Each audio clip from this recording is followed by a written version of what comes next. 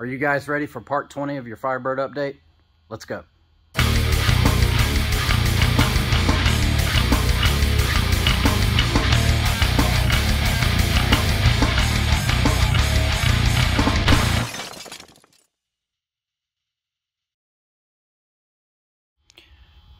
Alright guys and girls, we've had a few things change since the last update. Wiring is cleaned up quite a bit. Put loom around stuff, kind of cleaned up a lot of wiring. All this is kind of together. It's not in a loom or anything yet. Let's see. There's more stuff on the car. It's harder to get around. All the other wiring, this positive cable that runs across the bottom of the core support, it's in a loom. There was a bunch of wires that came across there for the electric fan relays, all that stuff. Had to replace the starter down there. I had a Summit mini starter and it developed issues, so they swapped it out for a Power Master starter, and so far, knock on wood, I haven't had any issues with it. If you could tell, I also swapped headers. So those are the Holley / Flowtech / Summit house brand ceramic coated headers that I got for a pretty good cost. The distributor, I've gone back to the distributor that I wanted to run, so it's locked out. Summit billet distributor. I had to use that other cap, phase it, all that stuff. I'm back to using this MSD blaster coil and the sniper coil driver right there. So all that's good. I got timing control working. Starts great, which I'll start it here in a little bit for you guys.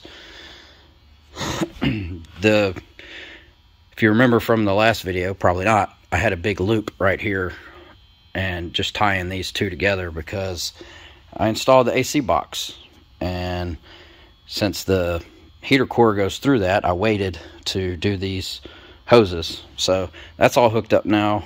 That works. Blower motor works. I can't really test all the other stuff, but well, I can't test all the other stuff till I finish hooking up all the AC stuff. The wipers there. The wiper motor right there. Had some wiring messed up on it, so I had to rewire both outside here and inside at the switch, because this wire down here goes to the pump for washer fluid reservoir, and I had it wrong. So I had to rewire all that. No big deal. The spark plug wires, everything's all put back in place, looking neat. I really like those headers. I wish they didn't bash that in right there from the factory. That just seems unnecessary. What else? This is a different air filter because, and I'm gonna roll in pictures throughout this whole video just because I take pictures along the way, not necessarily record all of this stuff, but I noticed that I was going to have some hood clearance issues. So in order to hopefully solve that, I actually hung the fenders on the car, which I probably roll in a picture of that, and I was able to measure that, and see I got the fenders on the floor right there, and I pulled the hood down, so I was able to measure the depth of that and get a pretty good idea of how tall that air filter assembly and all that stuff is, or should be. So what I ended up having to do is take off the sniper throttle extension. I think last video I said I already took off the spacer because I was dreaming, I guess, whenever I thought I was going to run that, a 1-inch spacer. I ended up installing, well, now that I removed the throttle extension, I was able to use the Sniper drop base air cleaner bottom and from Jegs I got a 2-inch filter and this flat top. So hopefully that will, since it can breathe through the top, I'm not restricting too much air from what this was. So it's definitely a lot lower than it was. I'm hoping it clears. If not, it's going to be very close. You know, I may have problems with this wing nut being too tall. I might have to come up with something else, which is no big deal. I'll make a flat piece and thread it or something that I can screw on top that's shorter than that. That's no big deal. I got notes like last time. So I went over the distributor, got the coil working, got the timing control working, everything's good. The IAC on the Sniper, the intake air control valve that's right here in the back, last time part of our problem on the first start was bent pin, so the IAC wasn't responding at all, even though the Sniper software said it was. So fixed that, fixed the pin. I was able to get it halfway working, and then somewhere along the lines it completely crapped out. The IAC valve did. So ended up getting a new one, replaced it, boom, that solved all the issues there. So that was sweet. Got the tuning stuff worked out to where the cold start's pretty good. Like I said, we'll see that here shortly.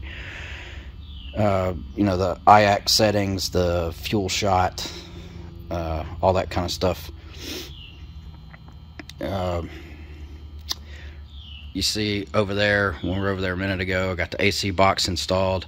Definitely should have been installed before I put the motor in, but I would have ran into issues with the way that I ran my fuel lines and all that stuff back there, right back there.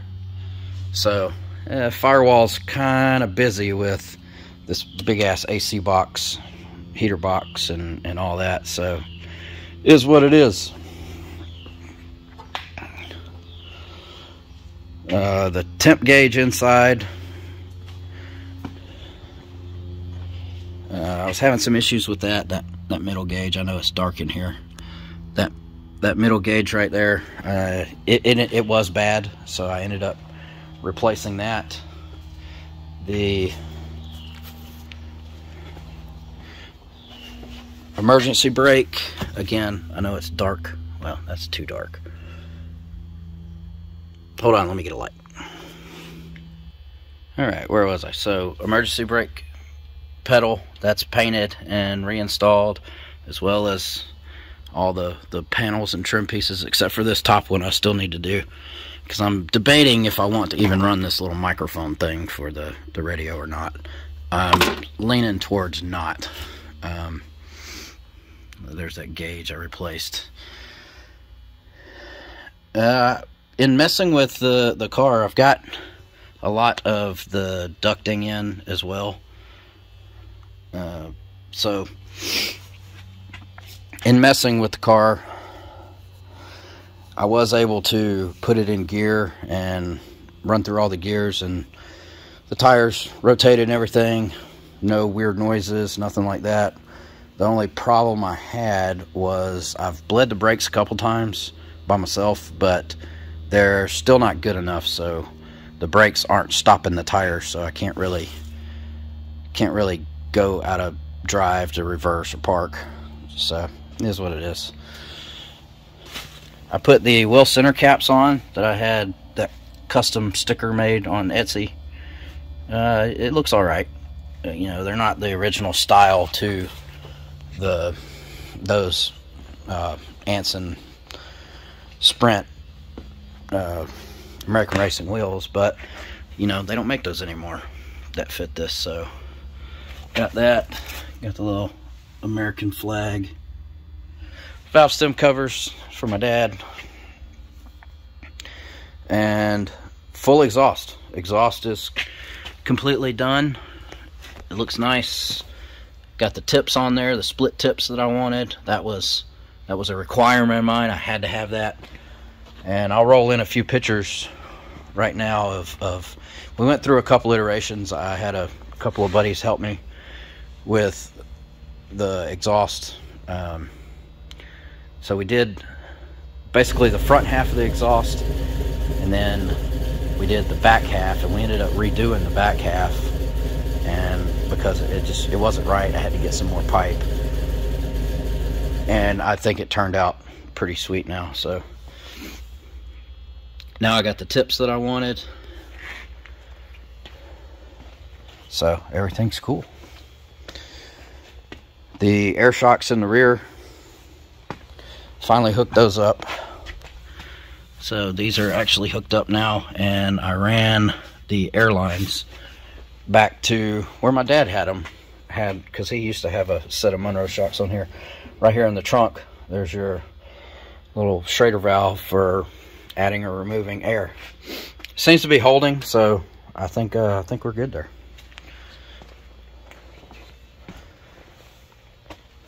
So when it got hot, it kind of sucked my motivation out and to come out and work in the shop. But you know, it's getting cooler now. I've installed a heater in the shop that I got, my wife actually found for pretty cheap. Got that installed, so we have some heat in here now. And getting back to it. So without belaboring it too much, give me a minute to set up OBS on the laptop, and we'll do a true cold start, because this hasn't been started in a couple weeks. But as you can tell, I mean, it's like really cold. Actually, I can tell you exactly how cold.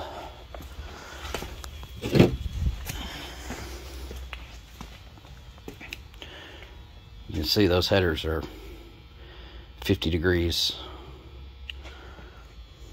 So give me a minute, get that set up, and we'll do a cold start.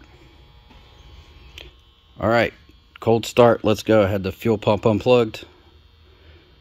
That way it didn't give it a prime shot while I set up the software. I'll have to mess with that right before I start it, but I think the Sniper's coolant temp sensor, I think 70 is the lowest it'll go, which is interesting. So let's hook up this fuel pump and watch it go.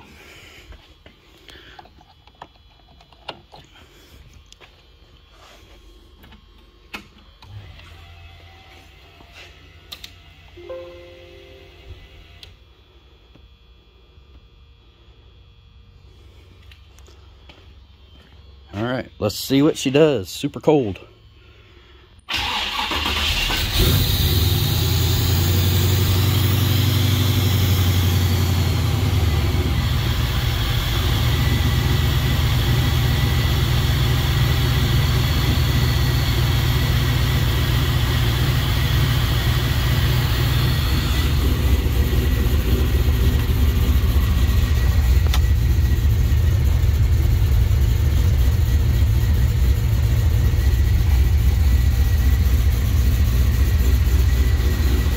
Fuel pressure's good.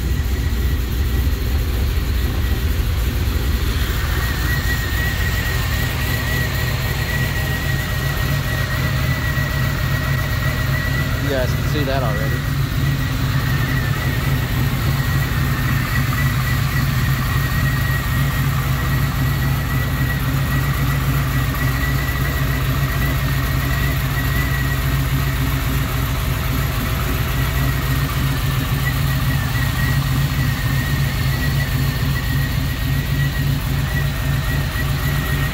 That whistling will go away. That's the Sniper, that idle air control valve.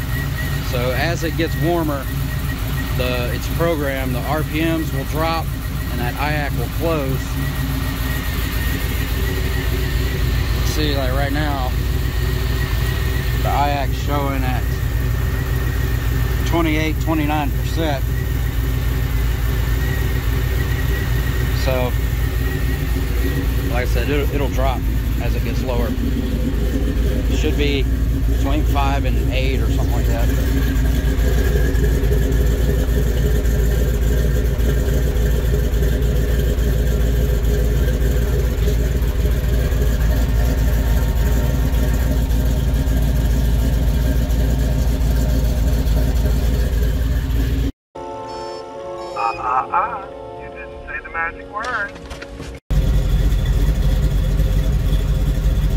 still running really rich, and I think it's going to do that till I get it on the road and the sniper learns some more. But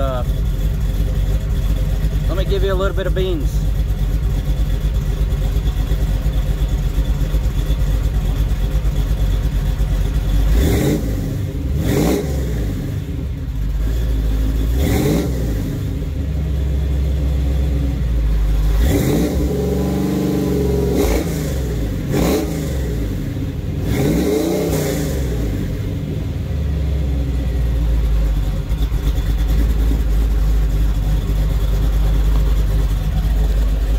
There you go, that's taking her up to about $4 grand.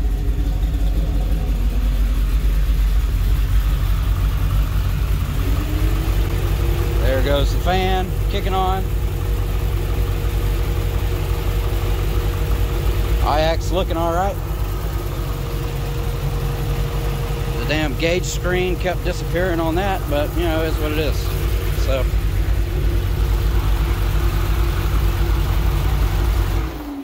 There you have it. That's your part 20 Firebird update. She runs. She's getting there. All right, stay tuned for the next one, guys.